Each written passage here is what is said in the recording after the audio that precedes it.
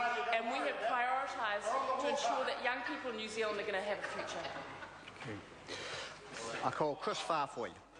Thank you very much, Mr Speaker, for this chance to speak in this budget debate. It's a pleasure, actually, to follow the previous speaker. And Talofa, sorry, Mr Speaker, I should acknowledge Samoan language week along with other members of this House.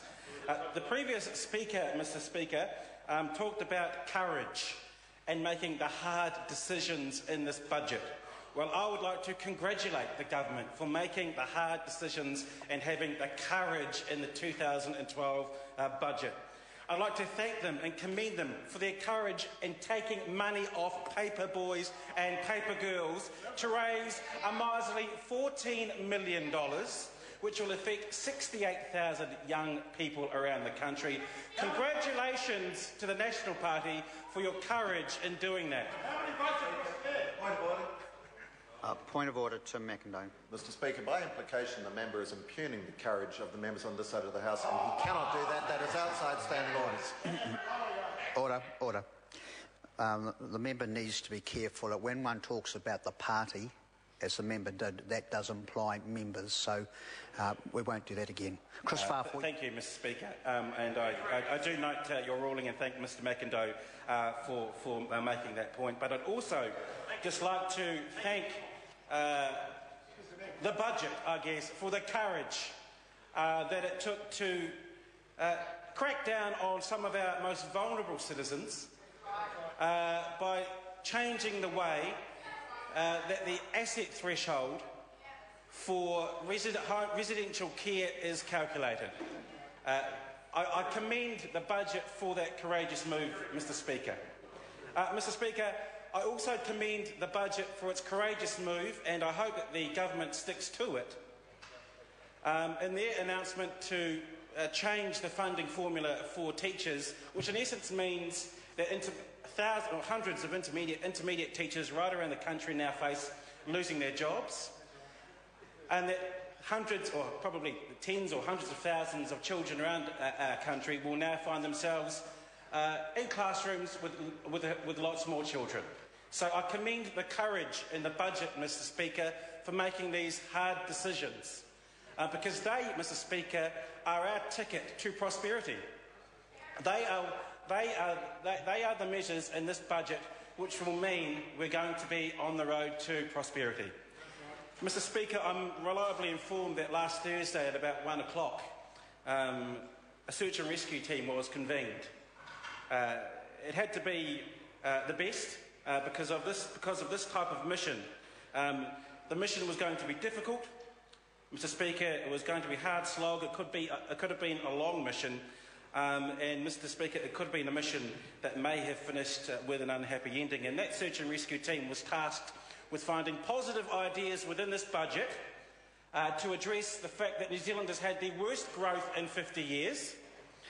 Mr Speaker, that search and rescue team was tasked with the fact that we need to turn around the fact that 52,000 Kiwis every year head to Australia because they think they're better off there. 1,000 Kiwis a week think it's better off to head to the GC than stay here in NZ. Mr Speaker, that search and rescue team was also tasked with finding a solution to the fact that 33,500 children, more children, are living in benefit-dependent homes since the National Government took office. Mr Speaker, that search and rescue team was tasked with finding out why and how we can find a solution to the fact that unemployment has gone up by 52% since John Key became Prime Minister. And through a crackly transmission through a radio, Mr Speaker, we heard, I'm sorry guys, we've come up with zero. We've come up with zero. Because what we were given was a budget with zero hope, zero ideas to face and tackle the serious problems that this country faces. And it's ironic that the previous speaker talked about courage in this budget because, Mr Speaker, the measures in it don't contain any courage whatsoever. There aren't any of the hard decisions that need to get made in this budget whatsoever. And we ask that search and rescue team, is there any sign of job creation and helping our exporters increase their exports and earn more? And we were told, no, sorry, there was zero sign of that. Zero sign of that. Mr Speaker, we asked that search and rescue team, is there any sign of helping Kiwis get the education that they need to succeed, to get the opportunities that they need in the 21st century? The message back was, no, sorry, there is zero sign of that. Mr Speaker, we asked that search and rescue team, are there any policies in this budget to grow incomes by investing in search, science and research and development? And the response was back, well, we've got some signs, but it's much smaller than we anticipated. So there's some sign of research and development hope in this budget. And Mr Speaker, we asked, is there any sign of it making it easier for Kiwis to save for their first home or save for their retirements? No, Mr Speaker, was the response back. This is a zero budget, zero in that department in this budget. So, Mr Speaker, this weary and tired search and rescue team was then asked another question. What did you see in this budget? Tell us. Well, like all search and rescue teams that go away on a long mission and find nothing, they suffer from a little bit of trauma, a little bit of stress, and might need counselling, because what they saw was horrific, harrowing and essentially not very pretty. Because they saw 52,000 Kiwis heading to Australia every year. 52,000 Kiwis heading to Australia every year. Not good enough, and no hope in this budget for that to change. No hope in this budget for that to change. This is a government that was worried when 35,000 people were heading to Australia. This is a government that was worried when 35,000 Kiwis were heading to Australia every year, and there's nothing in this budget to turn that around. Nothing in this budget to turn it around. What else did they see? They saw a finance minister reaching into the pay packets of young children who deliver papers and pamphlets around our country to get $14 million out of them. $14 million out of them. That is one of the big ideas in this budget, Mr Speaker. What else did we see? I mentioned again, attacking the elderly in our community. 170 people in the first year, Mr Speaker, $14 million or $16 million, I might stand to be corrected, was going to be saved in the first year because this government wants to change the calculation for the asset threshold for residential care. That's the big ideas in this budget. And what else did we see? That tired old idea of asset sales, that's still there.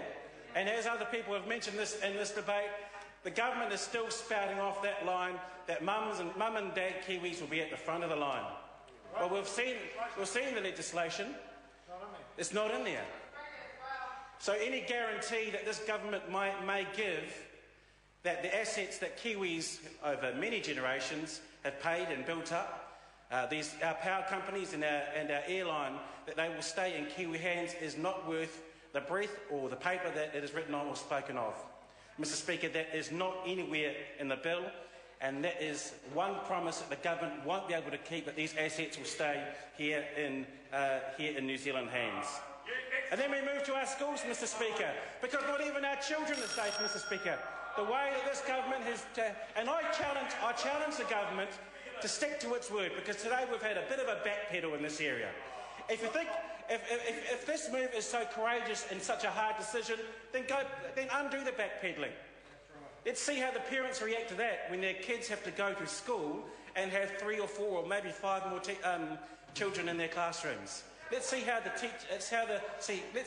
parents respond to that. And let's see how the teachers respond to that as well, because one principal in my area of Mana is not very happy that he's potentially going to lose 6 staff from his school. And this is from 6 staff from his school, and I believe I heard the Prime Minister said, oh, some schools might lose 1 or 2 teachers.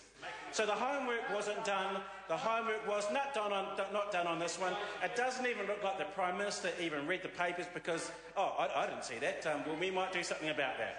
So it's Tuesday today, 4 or 5 days since the budget was delivered, and there's some serious backpedalling going on in the 9th floor of the Beehive. I can imagine that the pollsters and the focus groups are going mad from 2 o'clock on Thursday, and it came back with bad news for the government. This is going down like a cup of cold sick. So here we go. The backpedalling has started. Mr Speaker, this is a budget with zero hope for growth, Zero hope to turn around the dismal record that this government has on unemployment. It's gone up 52%. This has zero hope for the Kiwis who see the GC as a better option than New Zealand. 52,000 Kiwis think that this country is not a viable option for them anymore. Mr. Speaker, this is a zero budget, zero hope. Call Mark Mitchell. This will be better.